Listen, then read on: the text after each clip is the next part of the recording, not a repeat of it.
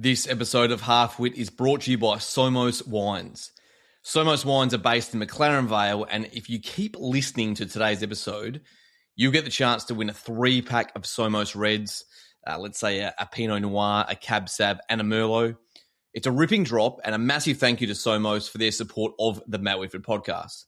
Their cellar door is open from 11 a.m. till 4 p.m. each Friday, Saturday, Sunday, and also each Monday. So get down there and check them out at 333 Foggo Road, McLaren Flat, and you can check them out on Instagram too at SOMOS Wines. Have a look. Hello everyone and welcome to another episode of Half Wit. Thank you to all of you who listened to the previous episode with Port Adelaide Premiership player Daryl Wakelin. The feedback has been quite overwhelming and I'm glad you all enjoyed it just as I enjoyed chatting with Daryl and the way he described that 10 seconds of madness that he and Alistair Lynch had in the 2004 AFL Grand Final. Now, to today's episode, I chat with a good friend of mine since the late 2000s, Justin White. As you're about to listen to, Justin and I played a lot of Aussie rules and Gaelic footy together and have always kept in touch throughout the years. But what most intrigues me about Justin is how he has been able to, at the same time, basically work 3 jobs that are all super cool and unique. It's an awesome chat and one that I really hope you'll enjoy. So without further ado, enjoy episode 26 with Justin White.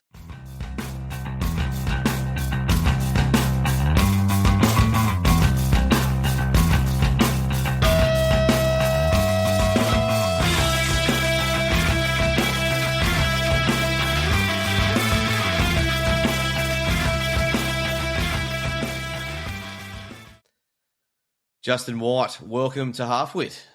How you doing, mate? Good Mate, to see you. fantastic. Great to have you on board. It's I'm going down memory lane with a lot of my my podcast guests because, you know, we were, what was it, back in the late 2000s, early 2010s, playing footy at the mighty Brighton Footy Club. Golden years, some might say. They were the golden years, and we played Gaelic footy together. Yeah, we did. And it's a very, I guess it's a niche sport, and a lot of you people listening, you might have remembered the Australian, the international rules between Ireland and Australia. But yeah, we played for the mighty Onkapringa Gaelic Footy Club. What? Also very successful. We won a couple of Hannigan Cups, couple of premierships. One I reckon I coached because I was injured. The next one we played together. It was great to do in the off season from footy. But yeah, it's been great connecting with you. For those of you listening, Justin and I've just sat on the couch for about an hour, and mate, that podcast could actually should have been. We should have been recording that because some of the things you told me, mate, I'm really excited for what the listeners are about to hear. But yeah, we'll just go back to your childhood, mate. You grew up in the Brighton area.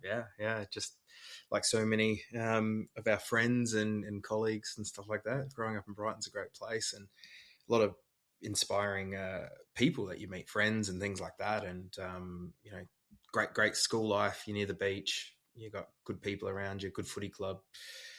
Yeah, can't complain. It's almost too easy sometimes. And it's been like it's an amazing part of the world. You know, South Australia, Adelaide. You know, why would you want to live anywhere else? But I've been back living in Brighton, Justin, for nearly a year now. And it's just good to be back home. And it's that Brighton cycle. You move away when you're young and you can't afford it, and then you come back as soon as you can. So, yeah. and same with me, really. So, well, I'm renting, mate, and you've bought a house. So, but it's great to be back here and good to have you here. You know, I think back to your dad was one of my assistant coaches back in 2011, a great man, John White. But we're here to talk about you today, mate, and your story is one that I've learned so much in the last hour just by chatting with you, but it's going to be really interesting for our listeners to take on board, and some of your advice you're going to give out is going to be fantastic as well. But I'm intrigued, mate, because I'm just a plain teacher, but you're doing that many jobs at the moment. It's fantastic. So let's go back to where it all began, mate. And look, you finished high school and you studied graphic design and art, and then you started working for a wine company. Can you just sort of tell us, how it's just evolved and, how you've got to where you are right now? Yeah, I think so. Going back to what you just first said, I always had this interest in art and design and things like that, but I was terrible at drawing. So I think graphic design really sort of inspired me, and it came from the love of music and album arts, and I guess magazines as well, and posters of famous bands. But I think it was really album art which kind of eventually comes full circle. Anything in particular, like Limp Bizkit's, Significant Other album cover comes to mind for me. I mean, there is so many, but for me, it was actually the classics. It was like Dark Side of the Moon, and even Wish You Were Here, another Pink Floyd album, and even Guns N' Roses' Appetite for Destruction, with the skulls and stuff like that. Like, there's just so many. There was something just so interesting about the imagery creating the story of what you're going to hear on that CD, which to me is really the definition of graphic design versus art. It's communicating something. And so that was really sort of the first interest. Luckily, a high school teacher who was an art teacher, he was my homeroom teacher, but he taught digital art. So I was on Photoshop from year 8, which, most people probably go through school and would never touch Photoshop because the art class was just painting. And luckily I couldn't draw, so Photoshop seemed like a really good idea. And that sort of grew and, turned into, well, I might as well take photos too, because that obviously can help me as a graphic designer. If I'm taking the photos and then creating designs, I'm cutting out someone else that I have to pay to do that. Luckily had some really good photography teachers in high school as well, really encouraging. Maybe there was a point there where they were asking me questions, but there was sort of that drive and inspiration from them to learn and pick that up. And I really sort of fell in love with like the storytelling of photography. It was photojournalism, it was portraiture of interesting people, and it was, not just a pretty picture, but how can you tell a story from that picture. And I think that's really what I fell in love with. Went to uni, studied graphic design, but also did some electives in photography. Again, had some really good photography teachers in the darkroom, working with film and medium format, and sort of just became someone that had a camera all the time. You even snuck out to the Brighton Bombers in, I remember 2011. I remember going around to Justin's house and giving you some cash, what people used to use to purchase goods and services. But you took some photos of me in 2011, mate. There was one you took and I stood on a guy's shoulders. The ball actually, I didn't touch the ball, went over the back, and the guy's shoulders I stood on, picked the ball up and kicked the goal. So you started, you climbed the ladder, and we just spoke before how you were saying how you didn't want to be a wedding photographer or take 21st photos, etc. But how did it just evolve? Because your photography journey is an incredible one. How did it just evolve from being at uni to where you are now? Yeah, it was exactly what you said. It was never my idea for it to be a full-time job, and to be honest, it still isn't my 9 to 5. But I never wanted it to be a chore. I wanted it to be fun and wanted it to be creative, and doing things like taking photos of the football were really me just getting out of having to take stats or be near the coach when I was injured. It was just a way for me to sort of get away from the footiness, and I'm still there, looking like I'm a part of the club and stuff. But in reality, if I'm not playing, I didn't want to be anywhere near it. And so that kind of gave me that outlet. But it grew really naturally, being at uni, and then got a job in the wine industry, being a graphic designer for a wine distributor. And wine sort of ties a lot of these like stories in, but falling in love with wine gave me something to do as a 9 to 5. So photography and graphic design didn't need to be. I realized I loved wine and talking to people and doing that. So that could pay the bills, and that could pay for camera gear as well, which is not the cheapest hobby in the world, especially as you move up and do more important shows. And I can't imagine what that would cost. Just the stuff that is in front of us right now. It's over the 10,000s. Oh yeah, cameras alone. I don't want to talk too much about money, but yeah. Apparently, I've been told they're an asset, so even if I don't use them, I can still sell it. So and that's the same with. If you buy, I always find camera gear it's like musical instruments. If you buy good camera gear, it will last forever. If you look after it, you can sell it for, similar to what you bought it for, but you do need to initially spend the $8 or $9 per camera body and have a couple of those in your kit. So always have a backup. That's lesson number one. You have two of everything when you're ready to go. So I can imagine, mate. Now, Justin, let's fast forward a little bit to 2012, and you head up to the Gold Coast to watch a UFC event. Yeah, this is sort of where you when I say your life, I guess your work side of things just goes down a different road. Yeah, definitely. It's started off just, it's just a boys trip. A friend of mine that I boxed with, which was a good, pre-season footy training thing. Which I don't miss. I don't miss any of that.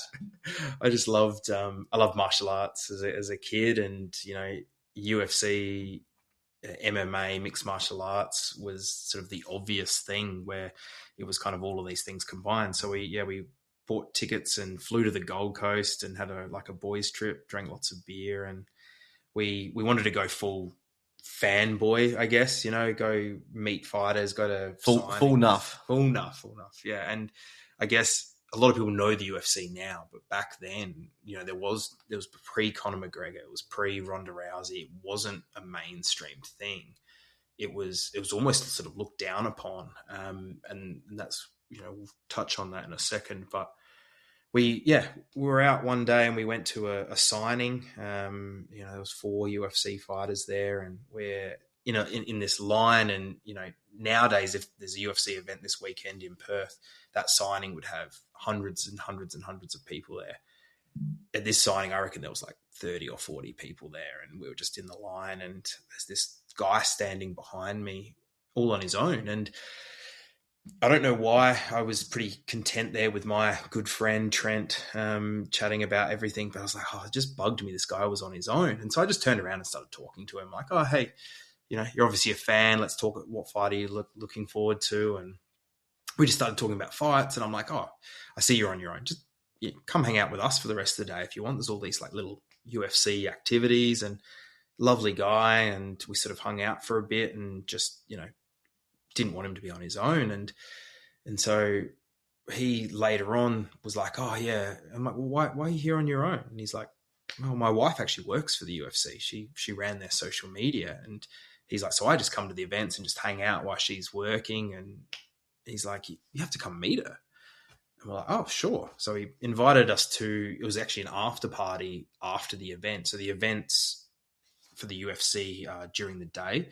Main events are normally, just after lunch, so it hits prime time in the States. So we're at this after party at, it's only 6 or 7 o'clock, but we're in this bar, all these UFC fighters. We run into him. He's like, yeah, come meet my wife. And we were like chatting, and we were talking about, where are you guys from? And we're from Adelaide. Oh, you've come a long way. And I was just like, oh, do you know, we're just sort of talking. Do you know anyone that's, doing MMA in Adelaide? I want to get involved somehow, whether it's, taking photos. I sort of do a little bit of photography here on the side, or whether it's just organizing. And she said, actually, really interesting. There's this guy named Greg Toyama, and he's working with the state government to legalize the cage in South Australia. So at that point in time, MMA, the sport, was legal, but you had to fight in a boxing ring in South Australia, Victoria, WA, Sydney and New South Wales and Queensland were both legalized, which is why this UFC event was on the Goldie, not in Melbourne or anything like that. And whereas we could only do it in a boxing ring. If anyone's familiar with MMA, it's a terrible idea to do MMA in a boxing ring. You fall out when you shoot for takedowns and stuff like that. But Greg, as a father with sons that were really heavily in the MMA and jiu-jitsu world, could see that, South Australia was suffering from these outdated, uneducated laws. It was all based on the cage being, I guess, a negative look, even though it really was there to help the sport, not advantage boxing or taekwondo or wrestling or karate or whatever it was. It was sort of a neutral space to compete in. And he put in a lot of work with some other very important people in the scene to convince the state government to actually legalize the cage as an arena for the sport. And funny enough, they called it the safety enclosure. So in all their documents, they never referred to it as a cage. You couldn't call it the octagon because that was trademarked by the UFC, I believe. But safety enclosure was their term. And it sounds silly, but it was actually quite true because that's what kept the guys in, as opposed to them falling out and falling to the floor or falling onto a judge that's sitting ringside. I digressed from the story, but she gave me his contact and she's like, you should just get in contact with this guy because he's doing all this stuff. So Greg had started MMA Down Under, a promotion. They had 2 shows at that time, both in the ring. And then I just reached out, just an email. I think I was at uni that day. Probably should have been doing something else. And who cares? Yeah. And hit him up and was just sort of open, being like, hey, heard this is happening. I'm a photographer. I know you probably got someone, but hey, I'd love to come and help. I'm not looking for any money or anything like that. And just was really blunt and be like, hey, I just want to be kind of a part of it. He actually came back and said no. He's like, I've already got someone. Thank you so much, blah, blah, blah. And I'm like, no problems at all. Totally understand. If anything comes up, you've got my phone number, you've got my email. And I reckon a couple of weeks went past and he reached out again and was like, you know what? How about this? My photographer can't make the weigh-in. Weigh-ins happen 24 hours before in most combat sports. So where was the fights taking place? So the fights were at the 36ers home ground, Titanium Security Arena. The old Clipsal Powerhouse. Yeah. So big venue because it was a big deal. Yeah. The shows in the ring didn't get that much fanfare, but the cage being legalized, this was the real thing. Really, brought the crowd, and we can even talk about, Dan Kelly headlined it, he was a judo Olympian. I think he was at 3 Olympics. He headlined it and also went to the UFC in later years after that. So it was a big draw card there. But yeah, he said, come along to the weigh-ins and then I'll see what I can do. So I was there, on time, did it, was professional, was organized, did a good job, got him the photos really quickly. And he's like, yeah, cool. Come tomorrow night, come to the show. I've got another guy that's going to be the main guy, and I've got another friend that's a photographer, but just don't get in their way. Come along. And getting there, again, first one there, organized, ready to go, hours before the show started. His other photographers rolled in, and then after some conversations, they were kind of like, actually, your work's really good. You should just take the reins. You go where you want, do what you want to do, be up the top, shooting down into the cage. I'd never done that. I'd taken portraits. I'd done some, family photos. I'd done a couple of footy games, a couple of, Trevor Rigney taking hangers. But you took that one, did you? I took a few of them. We'll post that one, Trevor's hanger, and also my hanger as well. So we'll post them. So I never. Trevor was actually wearing my number 31 Guernsey that day while I was out with a broken leg. So anyway, sorry, get back to it, mate. Yeah, so I'd never done this before, and so you just whatever, just get on with it and just give it a go. No one had ever done it. No one ever shot with a cage, and the sport was so new, and it really rolled from there. Greg really appreciated my effort and really, took me under his wing and gave me sort of a go, and that sort of led to me helping him, market the show, design posters, sell tickets, coming up with out of the box ideas to make this show bigger. And that was, such an exciting time and a lot of growth. And, that was, however many years ago. That was. You're doing all this while you got your job at the winery, and that's it. But I love how you just said then, Justin. It sounds like and I think a lot of kids these days, and you talk about hard work. A lot of, like me being a teacher, I had to start out relief teaching. I had to go to Weiler, in 2012 and 2013. And I came back and I relief taught for a while. And things don't just happen straight away. And you, as you said at the start, you didn't want any money to start with. You just wanted to get involved. And due to that, you've then climbed the ladder. And sometimes the climb the ladder takes a bit of time. Was this when the Diamondback Fighting Championship started around that time? You were involved in that process? Yeah, so that came next. So MMA Down Under got to, I think, MMA Down Under 7, if I remember right. So we had done MMA Down Under 3 was the first with the cage, and then had a few more, all at Titanium. Some really great shows there. And for Greg, his mindset was, I'm doing this to basically legalize the cage, create a show, an opportunity for SA fighters. And he was starting to tick all the boxes of his like to-do list here. He had a very important job in another company, in another industry, and he was sort of done with it. He'd think he'd done his job and succeeded in what he wanted to succeed in. And so he told me we went out for dinner one night, and he sort of said, "Yeah, I'm done with it. I'm going to see if someone else wants to take the reins, wants to buy the cage.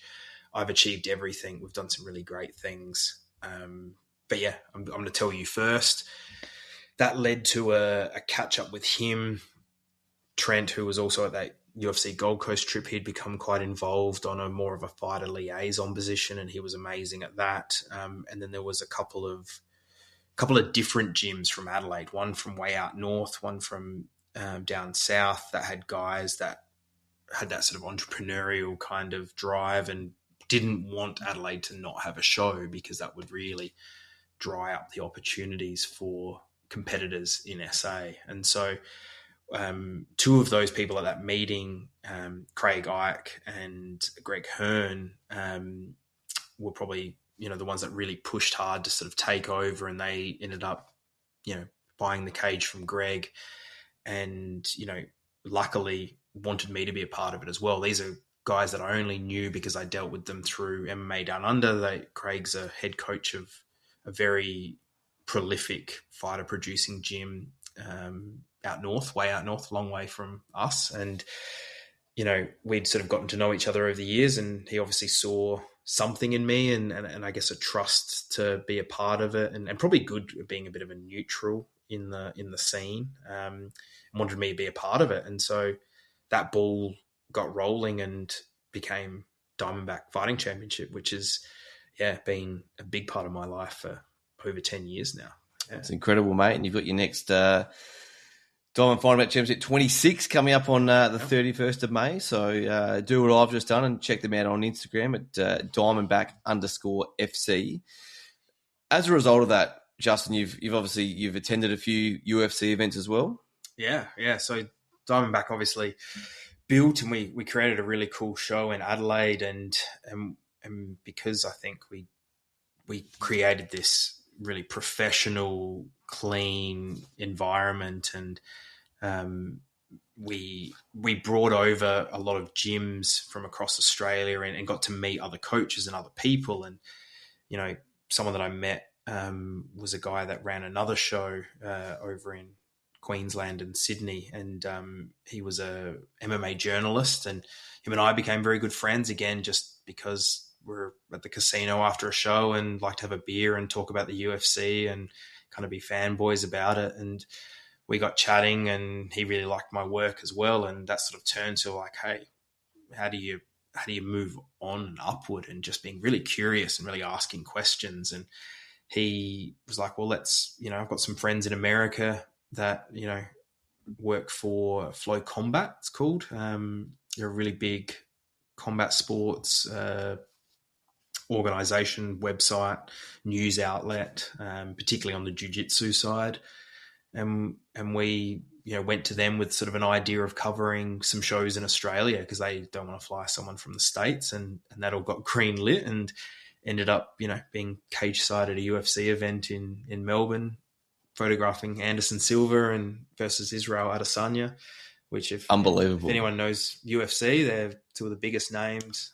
As someone who doesn't know a whole lot about UFC, Justin, I know those names, and that must have been incredible. Yeah. It's just such a wild week, because I'd been there a few times as a fan, but then in the media, it's a media week. So you go there, you get in on the Monday, and every day there's something different. And whether it's media days where you go into like a big room, it's like a conference room inside the hotel, and you've got fighters in all different corners, and you go over there and ask them questions and hang out and meet and talk to them about things. I always love watching the Conor McGregor press conferences where the huge, the audience would ask questions. And So that sort of stuff. Yeah. Some of that's hilarious.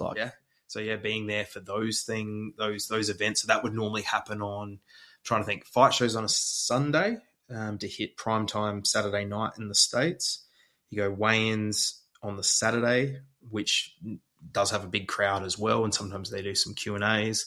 The official press conference would be day before that, which is where they get them all on the table, all up on the stage, and that's when a lot of the fun stuff happens. Taking photos and videos of that. But then they also do all these like little fun events, like open workouts at like Fed Square, where they just hit some mitts with their coaches, and the crowd loves that sort of stuff. And have you had any sort of close encounters with any big name UFC fighters? Yeah, a lot more than you can imagine, because the UFC is really interesting in that they're so good at marketing, and so when they have fights, the fighters are obviously there for a job, and so they're really focused and things like that. But they also bring other fighters that are out of fight camp, champions, famous people, to do all of these like little press things. They're the ones that go on, the Project and all those little shows and stuff like that. And one of my favorite ones, actually, there's a couple that come to mind, but one of my favorite ones is a very well-known female fighter called Joanna Jędrzejczyk. She's from Poland, and she ended up doing a seminar in Adelaide, which I think was on the Monday before a Sunday UFC fight. And at the time, I didn't realize she had come to Adelaide because she had some friends here, and I'd sort of gone along to the seminar. She was doing like Muay Thai training and coaching, and really great, all different levels. Some champions of of Australia were there, and there was also some younger people who had never fought before, but it was very friendly and inclusive. And I was talking to a friend of mine, Dan, who had fought on our Diamondback shows, and I'm like, oh, you must be a big fan of Joanna, you're here. And he's like, yeah, I was actually her coach when she was like 12 or 13 back in Poland. And it clicked that he's Polish, she's Polish. He was also there with another guy called Paul Sawinski, who incredibly well-known kickboxer, is from Poland as well, but fought in Adelaide a lot of his career, won multiple world championships. Anyone that's ever been to a Nisa Fury would have possibly seen him just destroy everyone. And he was there. And the interesting kind of early full circle moment there was he was on the second MMA Down Under show that I worked, which was actually either his first or second MMA fight ever, because he'd always been a kickboxer. And a photo that I took is still to this day one of my favorite photos. He's landing this head kick on his opponent, and it's very close. I remember taking the photo with a really wide, like a 16 mil lens, and literally having to pull the camera up over my head because his foot like nearly touched my camera. Luckily, it was, there's a lot of flukes and a lot of, you get lucky, but I think it also goes back to that putting yourself in the right position to get lucky. But getting that shot ended up being in the Advertiser because he was a big name and MMA had just been legalized and all of these different things. But he had actually never seen this photo, which was really interesting. And I luckily had it somewhere on a Facebook page. And so we're sitting there talking. I'm like, I took a photo of you like 10 years ago. Opened it up, showed him, and he like blew his mind. He's like, that's the best photo I've ever seen. Which I always take with a grain of salt. For someone that's not a photographer, everyone likes to say every photo is the best photo they've ever seen. So it's the photo you took of me when I was on that guy's head was the best photo I've ever seen. So there you go. I call it the auntie effect, where everything you do is the best ever. Yep. Which is this is the best podcast episode I've ever done. Exactly. No, it's and so it was really interesting, and he showed it to Joanna, and we're all there, and everyone had gone home at this point, and we're just like hanging out. But it created this thing where Joanna and I knew each other on this different level. I'm not a fan, and she's not a famous fighter anymore. And then coincidentally, we just kept running into each other. So we went through security at the airport together the next day going to the UFC event in Melbourne. She walked through one of the media days where like the biggest MMA journalists in the world are there, and she walks past, and the only one she says hello to and comes and talks to was me, asking how my flight was, how you doing, good to see you, all of these things, and people just being like, who are you? Nice little power move for you. Yeah. I'm just like, this is a bit embarrassing because, I'm nobody. And but yeah, lots of cool things like that. Running into Rob Whittaker in the hotel.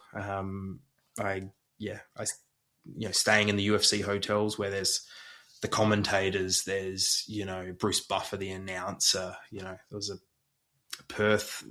one of the Perth UFCs. I was in the Fighter Hotel, and Sting, the musician, was staying there because he was playing in Perth that same night, and the Red Hot Chili Peppers, who were playing the next night at Optus Stadium, were all in this hotel with the whole of the UFC. And I remember being in the bar with a chiropractor. I was going to say another media personality, but he was a chiropractor for fighters. And I had become friends with him. Again, just friends of friends, each other. Him and I got takeaway Thai food after he was doing manipulations of UFC fighters. And we were sitting there eating Thai food, and Sting and his band sat next to us.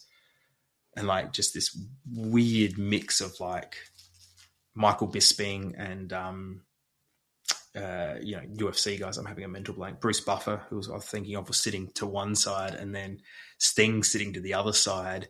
There's Nuffy fans kind of locked out of the hotel, and they're all hiding from them, and we're just there. And Sting's like looking at our food. He's like, "That looks really good." And we're just like, just Uber Eats, like, just weird stuff like that. So and you've interacted with him, yeah. Sting the singer, not the wrestler. Not the wrestler. It would have been cool to be the wrestler too. I remember Sting the wrestler used to walk out with a baseball bat back in the day. But just seems like you've made so many, incredible connections with, I guess, famous people. But we were talking before, Justin. You're on their level. Like, it's not like you're a fanboy. You're a nuffy, and you're actually having normal conversations about normal things and finding out they're actually normal people. Yeah, it's a really interesting thing, because I think we see these people on TV, we see them do great things, and they excel at one thing, but they are just normal people that worked really hard at something. And when you then meet them, and as long as you're not being that fanboy, and you sort of go into it with normal conversations, they're just normal people, and it's really interesting, and it's something I've noticed probably more recently than ever, that when you do something that they kind of look up to and admire, it becomes this weird shift of dynamic, in that they ask you a lot of questions, and they, and we're sipping on some wine right now, which is some good Dutch courage for this podcast. It's a lovely drop. Thank you very much. But, even just the wine stuff, people that are interested in wine, and, they become sort of putty in your hands almost. And that happens, more times than I realize until you've done some wine tastings with some famous people. Yeah, famous people. Not so much UFC fighters, because they tend to not drink. We did take Valentino Shevchenko, another incredibly famous multiple-time world champion, to the Lane in Harndorf, but she doesn't drink alcohol. So it was just a nice lunch there. But definitely some musicians and some AFL coaches, some very, very, very interesting people. Incredible. Yeah. Well, what we might do, Justin, we'll just take a quick break, and then when we come back from the break, we're going to cover, I guess, how, not just you didn't get out of, obviously, the UFC MMA world, but how your career just take another slight twist, and can't wait to hear about that. So we'll be back very soon. Now, for anyone who would like to go on the draw and win the 3-pack of Somos Wines, all you need to do is follow Somos Wines on Instagram at SOMOSWINES, as well as following the Matt Whitford podcast, which I'm sure you all do already. If you like and share the post, which is up on the Half Wit Instagram page, tag a few of your friends in it, and you'll go into the draw to win the 3-pack. Obviously, this is only for people who are 18 years and over, and I'll announce the winner on the next episode of Half Wit. Now, back to my chat with Justin. So, Justin, you, as we established earlier in the episode, you know, you've started working for a wine company. You transition working for the Diamondback FC, and then you just go down this, you know, your initial love of, I guess, photography, but transformed into music photography. How did this all come about? Yeah, it did. It was kind of interesting as well, because I actually didn't pick up the camera that often before this, and it really changed how often I was taking photos and how many photos, you know, I was taking. Because with the MMA stuff, you're doing 3 shows a year. Maybe if there was a UFC, you're traveling for that, do a little bit of promo stuff, but I wasn't even touching the camera every Couple of months, weeks. yeah. It would go for months without touching it. And interestingly enough, at the time, I was okay with that. You know, you had life, you had friends. You're still working full time for the wine company. Still working full time for the wine company. You know, moved jobs, moved into McLarenville, working in McLarenville, and loving that challenge. And then, a big life change happened, quite a huge one, really, which really, I guess, freed up time. And we're sort of also talking, we'd also been through COVID, which I think changed perspective and where you wanted to really focus your life and what you wanted to do. And something that was so important to me in life was music, and going to live gigs and listening to music and reading every rock star's autobiography and lapping up all the media, the photos, the videos, everything. And it was something that I loved, and the documenting of that. I can see scar tissue from here. Mate, spot that from a mile away. Georgie got it for me for Christmas. I read it in about 3 days. It's a great book. One of the greatest books I've ever read. Yeah. It's one of many, but, you know, looking at that as well, there's a great photo of Anthony on the front. And through the years, I'd been to so many gigs and really admired other photographers that took photos at gigs. And Sammy Roenfeld, I had met. He was a gig photographer. I met him at a Taking Back Sunday show. We were both looking at merch, and I turned to him and just started talking. And a few of these like little things that just sort of inspired me. He looked at my MMA work and was like, "Oh my God, this is so amazing." But I was looking at his work going like, "This is so amazing." And there was like this real mutual like love, but I never thought I was good enough to do that, which, looking back, is really interesting. And sometimes you still don't think you're good enough to do it. But you also have moments in life where you do a little Hail Mary, and you sort of, I don't even know what it was, but I remember this one day, and again at work, should have been doing something different, but I was like, no, I want to take photos of bands, of gigs. It's my favorite thing in the world. I spend enough money going to them, I might as well try and take some photos. And try and get a free ticket there as well. Well, that's the bonus, isn't it? And so I sent out a bunch of emails, probably 5 or 6 publications. I don't know how to get into this, but hey, let's you know, give it a crack and dive in the deep end and see if I can swim. And one particular gentleman called Rob Lyon was the only one to reply, and he sort of was like, you know, send me your portfolio. I've kind of got too many photographers at the moment. I don't really need any, but I appreciate your email and don't want to just fob you off, basically. I'm paraphrasing.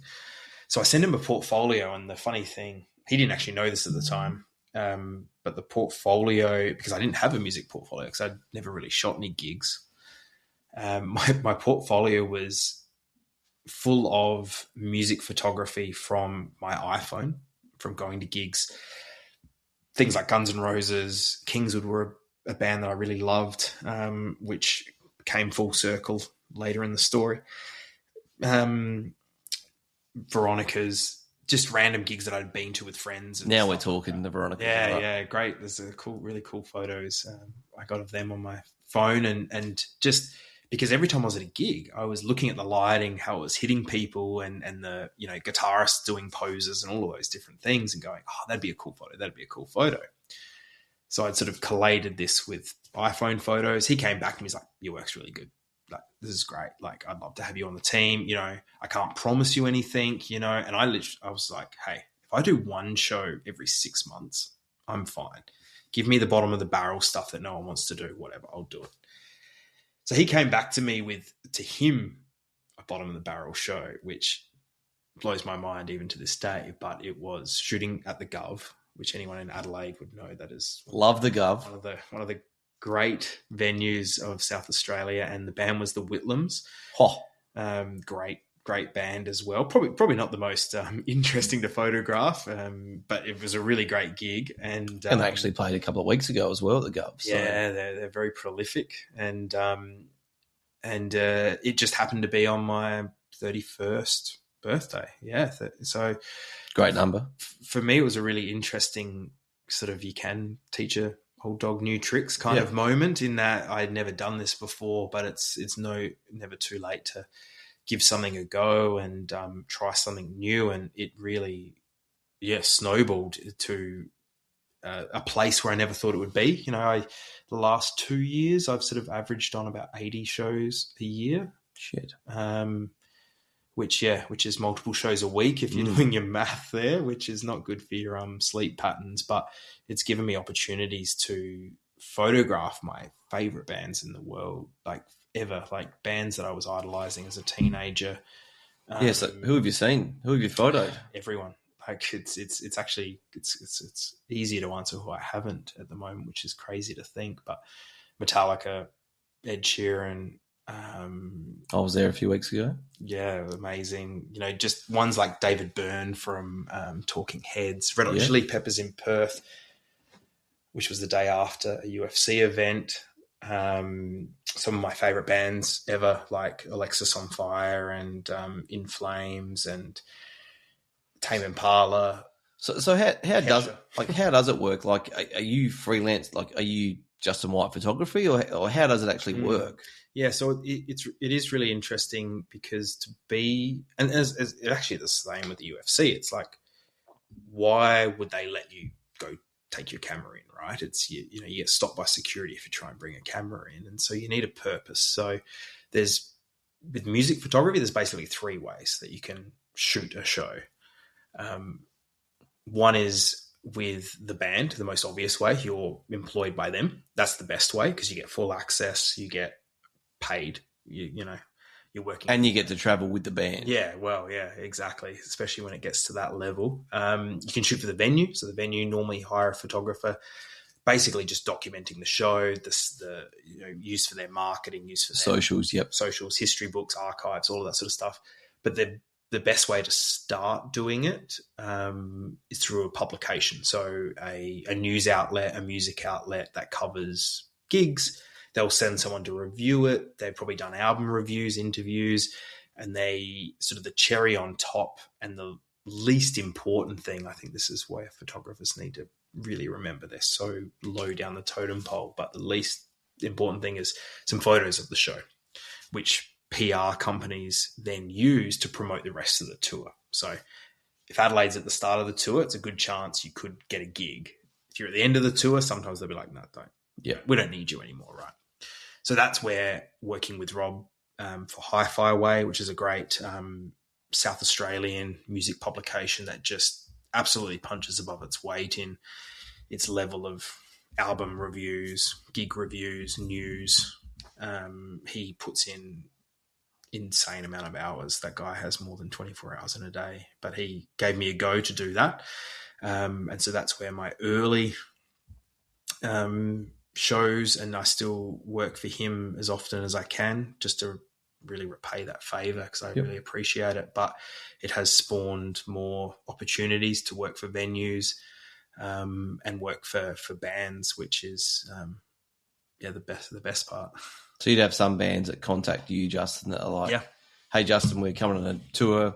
We're coming to Adelaide next week. Are you free? And you're like, yes. Yeah. Probably minimum one a week. A lot of them are unfortunately no's, because there's other things on, but there's obviously some that you would never say no to as well.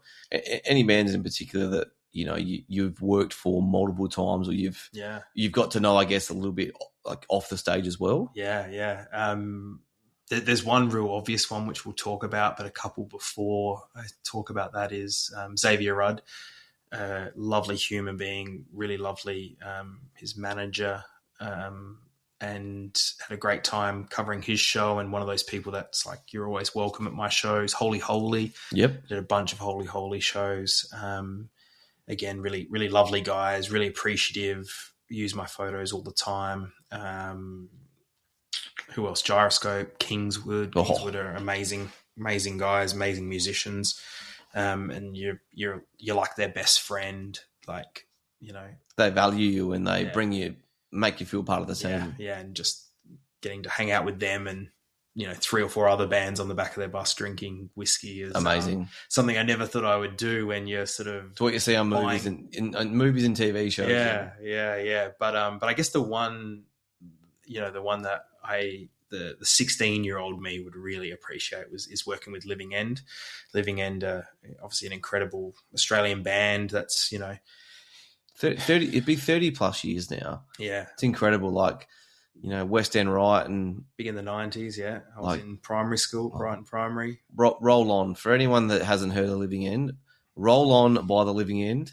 I was telling Justin before, it used to be a footy drill of mine. It was called the Roll On drill. They mark the ball and make sure they, you know, roll on and kick the ball long. But I used to bring the song out, my speaker out, and crank Roll On, and it didn't work. But hey, I enjoyed the drill anyway. So what a band! Yeah, and that was one of those, again, very opportunistic. You know, we've used, particularly when we weren't recording, the sliding doors sort of moments, and I think we talk about lessons, and to me, one of them is always being organised, always doing a good job, meeting people without wanting anything from them, without trying to get a personal gain. Yeah, without trying to gain anything, and being genuine, and then also of course on top doing good work. But the thing is, everyone does good work, right? And so you need something else. But that came about quite a few years ago, and I really loved, there was a couple of festivals that were happening in Torquay. There was 2 in a row, 2 different days, and they were sort of using the same festival sites. So I was like, oh, this is really cool. Bang for buck. I can go do this, 2 shows, stay with my cousin who was living in Geelong at the time, go to these shows. It was all out of my own pocket and stuff like that. But I've rolled up, you know, there was 2 different lineups. One had all the kind of classic, almost Triple M style bands. There was Wolf Mother, Living End, Hoodoo Gurus were headlining. Oh, incredible. The second day was a bit more, I guess, cool and folky, which was Ben Harper, City and Colour, and Angus and Julia Stone. I love all of these bands. Amazing. I've got to go check them out. I've never photographed them. So I'm there, and we're in Torquay, which is obviously not a capital city. So I'm the only photographer there. So the only person that's put the effort in to go to these places. And the Living End were playing. This was really cool. It's the first time I ever got to shoot these guys. Been to their shows since I was underage and wasn't even allowed in the venues that they were playing in. And their manager ran down into the photo pit during the 3rd song. Was like, hey, can you shoot the whole set for me? Because we want some photos to promote, you know, the upcoming tour. Yep. This is a nice little segue, because when you shoot, you have rules for gigs, and every gig is a little bit different. And generally speaking, you're only allowed to shoot the first 3 songs. It's a very sort of so are there rules for photographers? Yeah. So every show is different, which is always new set of challenges. Midwife George has just arrived mid podcast. I'm glad, George. I'm glad Lucy's our guard dog. Yeah. You know, she's been sleeping there the whole interview episode so far, but George has brought back some hot chips as well, so we'll get some of them later on. But yeah, are there rules, mate? Yeah, so good segue before we go back to that story. And this is something that a lot of people, I find, don't know and really quiz me about, because they assume you can just kind of do whatever you want when you go to shoot shows. But photographing shows, you get a set of rules, which is normally from the band's management. There's some very common rules, and then there's some that are more specific to that act. And we'll come back to this, but the most common rule, and it's quite sort of joked about, is the first 3 rule. The first 3 songs is what you're allowed to shoot. There's a lot of speculation where this came from, but a lot of what I've read, it's come from some of the big acts in the late 70s would really be fed up with photographers popping flashes in their face. So whether it was Elton John or Bruce Springsteen, or there's a few other artists that it's rumored to have come from, they'd come off stage after a few songs and kind of lost it at their manager. They're like, I'm sick of this. I can't see anything. So they created a rule, and originally the rule was 15 minutes. It's like 15 minutes and then you get out. Wow. You're done, right? And so this was for the artist's sake. It's also for the guys in the front row as well. Yep. They've camped out sometimes. So they can see. Right? And actually, let me come back to that because I think that's a really interesting thing. Front row makes, I think, gigs really special. But yeah, first three is a really common rule, but that is different with some bands. I've had bands like The Used that are like, you can shoot 5 songs. There's some bands, and I've got to be careful who I mention and don't mention, but I've had one very, very big American hip-hop. They might be listening. You never know. Yeah, you know.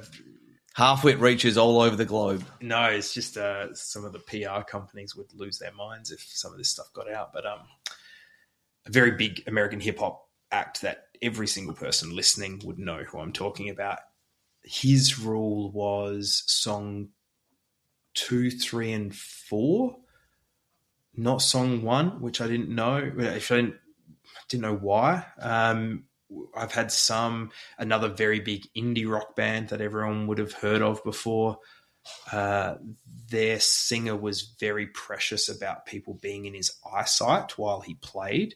So his private security guard came and briefed us before we took photos and said, you are not allowed in a 45-degree V in front of his eye line. I'm going to stand in front of him, and if you step into that eye line, I'm going to throw you over the barrier. And that scared the pants off every photographer. Lots of side-on shots that night. Yeah. And there's so many examples of those kind of weird rules. Like you can only shoot from the left side because that's their good side. Or we only want you from, I had one recently where you could only shoot from the crowd, so you couldn't go into the pit. Okay. Maybe the management want to approve the photos. So you'll send them 50 photos and they'll say you can post these 5, you know. Yep. Lots of control over people's image. Sometimes they'll vet you. I know to shoot Slipknot, their management had to okay me personally. So they go check out your work and they're like, yeah, he's good enough. Cool. You can do it. But these other 3 or 4 of my friends, no, you're not allowed. Which is this odd, like every gig's like this different challenge because of those rules, because of the venue, because of the act and what. So it's an ever changing. It's not the same every gig. It's not. And another thing that I find photography really scratches that almost like that sports like itch where you need to be ready, you need to be focused, you need to be sharp, you need to be prepared with the right gear for the right moment, but also sort of almost doing your back research. And there's been shows where, you watch their sets that people have posted on their phones from previous shows on the same tour. So you know that the guitarist stands here during the first song, or one of my favorite bands ever, a band called Ghost. They're a Swedish metal band, and they played at John Cain Arena, it's a massive arena. Yep, in Melbourne, yep. And I had sort of done this research, so I knew that the 2 guitarists and the bass player came together right as the curtain dropped, and I'm the only photographer that got that shot because the others didn't know about it. Didn't do that research. And do you know what's interesting about the research is that one of my favourite bands, The Darkness, at the end of every gig, 4 security guards, like Justin Hawkins, the lead singer, would sit on a chair and the 4 security guards would walk him through the crowd while he was playing guitar. And I reckon I will never forget, 2006, one of my first gigs at Thebby, and they did that, and I was like, holy hell, like they walked him past me.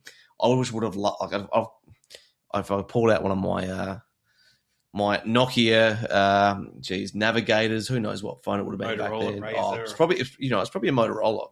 But that probably didn't have a camera on it. But I'll never forget him walking directly in front of me, playing guitar while sitting on a chair in front of the crowd. If you knew about that beforehand, what a shot that would have been. Yeah. And the good thing is we in certain circumstances, we'll get briefed on that. We'll get, okay, he's going to do this. He's going to do that. Sometimes they're like, you're allowed to shoot the 7th song. You can't shoot the 4th, 5th, 6th. You can shoot the 7th because this thing happens, right? But also being friendly with a lot of Adelaide security guards who are there. They're briefed on what's going to happen. They'll often give you, just so you know, Justin jumps on the shoulders of that guy. And I've been closer than what you and I are when he's gotten on the shoulders of that security guard and done that. And I guess, where we were talking about is all those different rules, signing contracts before most of the bigger shoots, what you can and can't do with the photos, maybe the management want to see them and stuff. But it takes us back to working with the living end, which, when you're with the band, kind of the rules go out the window. So good. Kind of do what you want. But anyway, so this, the manager or the tour manager actually, which is different to their manager, but their tour manager asked me to shoot past the 3rd song, which is quite a big deal because it gives you so much more opportunity to get cool shots. She's like, oh, can you come up and I'm going to show you the set list. This is while they're playing. There's some shots I want you to get. One behind the drum riser. Oh my God, I get to go on stage. This is cool. There's 20,000 people out there and I'm going to stand behind the drummer and try and get this wide shot. Shitting myself a little bit, it's like, I can't stuff this up now. I'm the only guy. It's the closest you ever get to being a rock star, though. Yeah, literally. But also, it's that pressure that, you can't mess it up because you can't tell him to go back and do it again, And to do that, he does like a slide guitar solo with like a VB bottle and like, can you get that shot? Can you get that? So having that.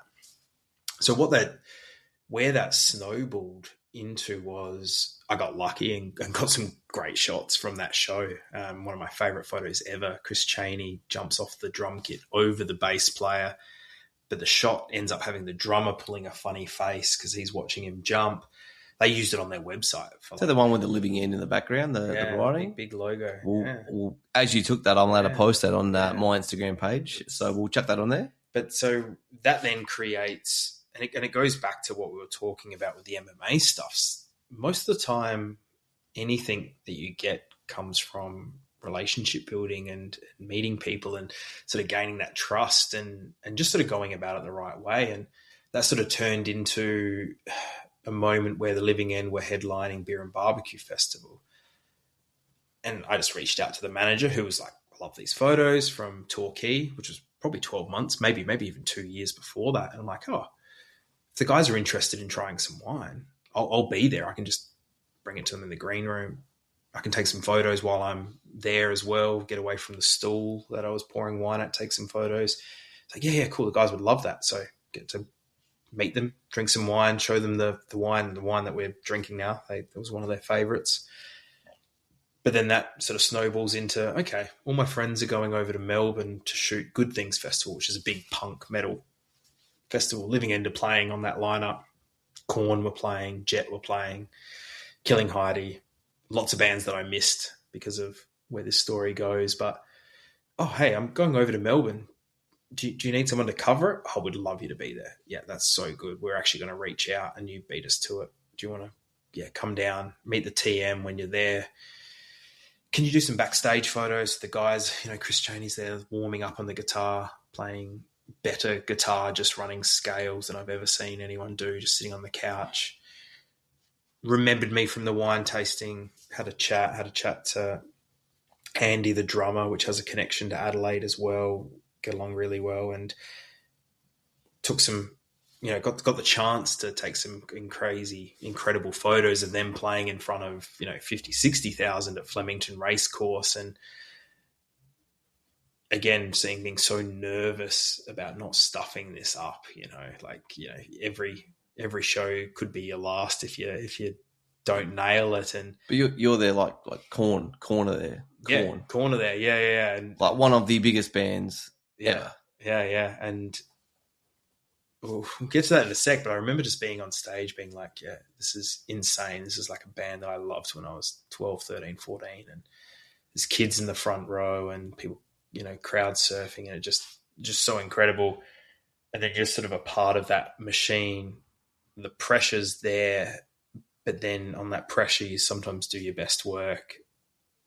And one of my biggest kind of, I don't know how to put it, but like annoyances in being a photographer is I'm never happy with what I do, which... That's the perfectionist mentality, though, but that's how you achieve high results. Yeah, and always bummed about it. Like, oh, I missed that thing, or the lighting was really hard, or this, and then luckily in 2 or 3 months' time, you're like, actually, they're kind of cool photos. Like, I'm happy with them. But at the time and every time, I'm so annoyed.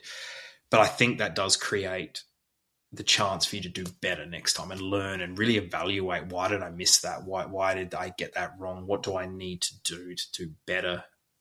Which is, I think, something that's really helped sort of drive some cool results. It's also helped your career because you're striving to get better. You never rested on the laurels, and still don't even think that I'm that good and made it. And I'm not.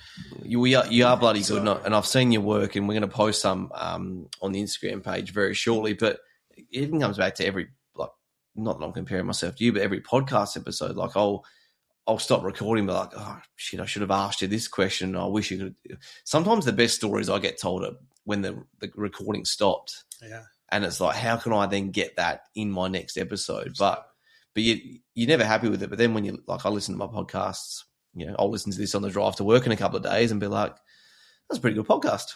Mm. And it's so funny because you're saying it from like us sitting here at this table, both think this, but those same musicians that we're watching and idolizing and listening to and buying their CDs and vinyls and all those things, the good ones do the same thing. And that's something that I have gotten to see. The Living End was a good example where they've just played this incredible set, and someone who plays music kind of understands when someone's done good and when they've stuffed up, and they're just, to me, so tight and so well drilled and well oiled machines, probably a better way to put it, because they've played so many shows together. But they come off stage going, oh, I missed this thing, and oh, next time we're going to do this drum roll into this part, and we didn't quite get that right, and we need to do this again, and my voice was a little bit off. And so they're having a post-gig debrief to try and get better for the next show. And that's, to me, so amazing. It's like, no wonder these guys are so good, because they've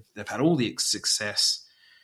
Kingswood are the same, and a lot of the bands, a lot of the good ones are the same. It's like they're never satisfied. They're not just straight. I mean, they do enjoy a few beers afterwards, but it's like this thing where it's like, oh, they're kind of bummed that show wasn't very good. And I'm like, oh my God, the front row was singing every word. There was kids crowd surfing. You're a band that were in the 90s, but to everyone in the audience was like, that's the best gig ever. Yeah, and I remember later that day when I went back after the guys had left the festival, and I went back to my friends who are metalheads. Like, they love metalcore and metal, and Living End's not their thing. They were like, that was the best set of the day. And I'm like, the guys were complaining that they stuffed up 3 times, and I think that's really cool. And it sort of led to, like, again, a very, very fun, surreal sort of moment where you're with them having, VBs out of their rider, standing backstage at Good Things. And I remember Killing Heidi running past and hugging them, and then continuing on to whatever they were doing. And then the guys from Jet came up because they were about to play, and they just like had a chat, like they're all old mates. And I'm just there like, oh, cool. These are my 2 favorite bands from high school, just chatting. And North Lane walked past for all those metalcore fans, like one of the biggest Australian metalcore bands. They'd just come off stage. And that day we actually went up and watched Jet side of stage. And I'm like, if you told 16-year-old Justin you'd be standing next to Chris Chaney watching Jet play side of stage, you'd just be like mind blown. Like, but again, that sort of appreciation and watching. And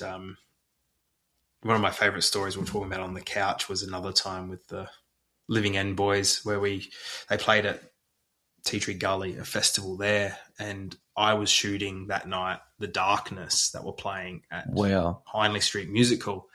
And so lucky that Living End were playing at I think 6 o'clock, maybe, give or take. Just the Day in the Gully? Yeah, Day in the Gully. I did have a ticket for it, but I sold it. So it was a bit wet that day. The camera gear got very wet, but so lucky they played at 6 o'clock, because it meant I could go shoot another favourite band, The Darkness. The OG, the greatest. Justin Hawkins. I Believe in a Thing Called Love. Frontman. And I sort of said to the guys, do you want some tickets? I can get you in. And they're like, actually, our TM's already organised this tickets. We're going.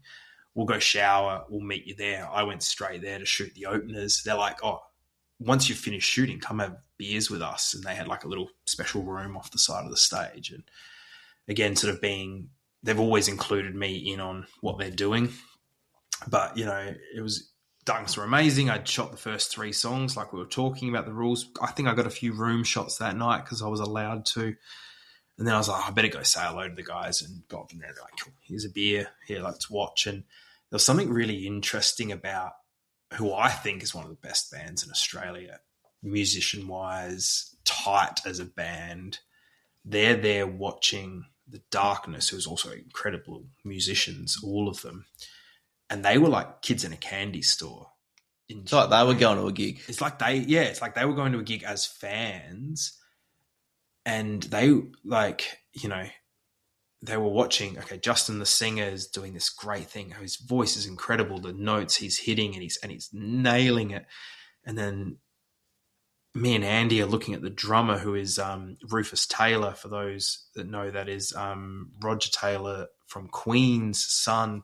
Insane drummer, just letting rip, but so tight. And then as a band, just like the songs just hitting and those big finishes, bang, everyone stops on the same beat, and just things that like musicians really kind of geek out about. And seeing them, who are a very, very, very, very good band, geek out on this other band is such an interesting thing. Like it's really cool to see them loving that and getting so much enjoyment from that.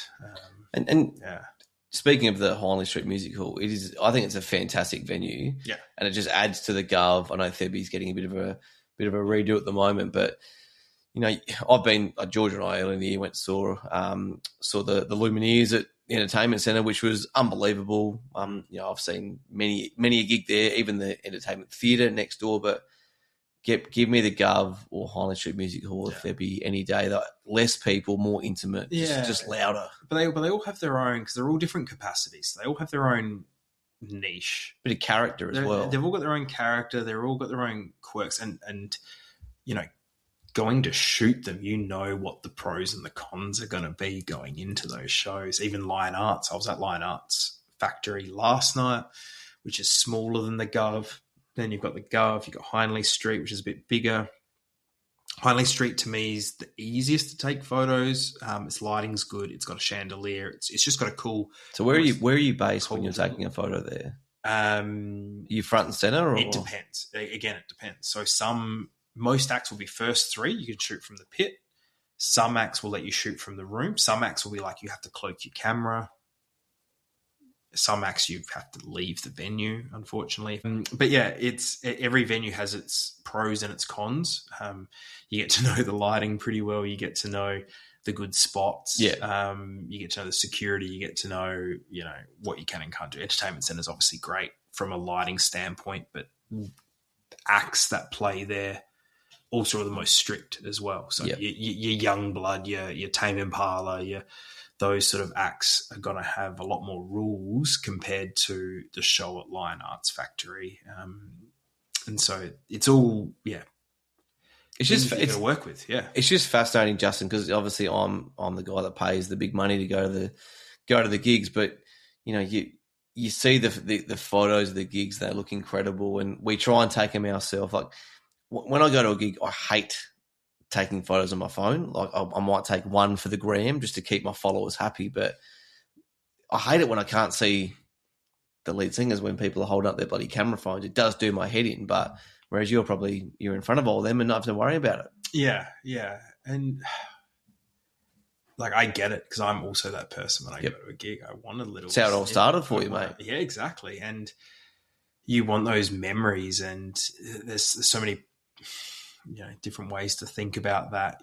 We grew up in an era where there was no phones. You're at big day outs, and I used to not touch my phone for a full day, and it was only there to help me get home at night. But yeah, there's also those people that really want to get that shot because that's their favorite band, and it leads into like this really interesting, I guess, moral thing that kind of hits me sometimes. In that, yes, I'm at the front. I'm in front of the front, right? I'm in between the crowd. You're in front of the plebs. I'm in front of the people that have paid hundreds of dollars to see. I'm in front of those people that have camped out the front of the entertainment centre or Hindley Street Music Hall. And not every gig does this, but there's definitely many that I can think of where you roll in less than half an hour before they start. There is people with signs, with things, with merchandise. They're decked out. They're in the front row. They're on the barrier.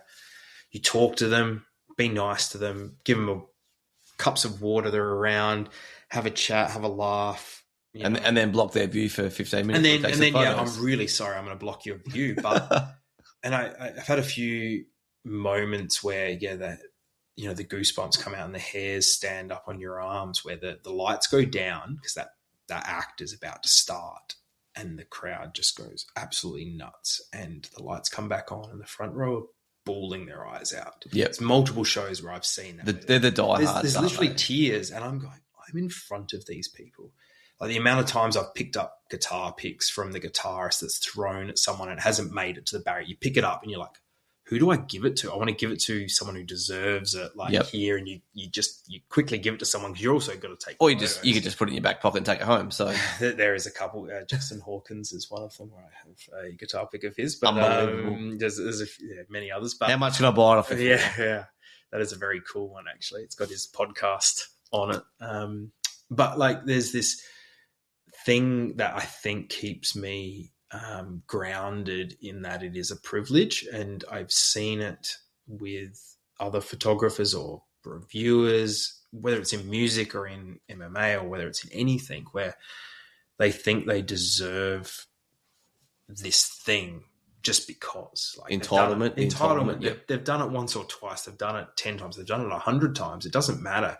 You are lucky and privileged to be there. Respect it. Respect the people.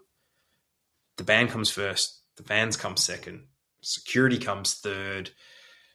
You're probably not even fourth or fifth in the importance scale, really. But you've still got a job to do. You've got a job to do. But do it with, I guess, respect to that. And you were that person on the barrier who that's their world. That might be their one show they're going to all year. And Pierce the Veil was a great example. It was only like 2 weeks ago. And I ran into a friend who was reviewing it. So he's a little bit older than me, but his daughter or his partner's daughter was in the crowd, young, teenager, and she cried the whole way to the show because that was her favorite band ever, and she was getting that first chance to see them live. Wow. And it just brings it all back to, okay, I've had a crappy day at work. I'm tired. I don't want to go to this gig. I don't want to drive into the city, pay $8 for parking, walk to the venue, take photos, edit for 3 hours, be up to 2 a.m. But this person's crying because it's like their favorite act ever. It's probably the best. I'm standing in front of them. It's probably the best night of their life. And that's it. And I remember, and I still remember before I was taking photos, some of my best nights of my life are in the crowd at Rage Against the Machine or Linkin Park. Mate, I was front row at Regurgitator, a big day out, 40 degrees at the Wavell Showgrounds. Yeah.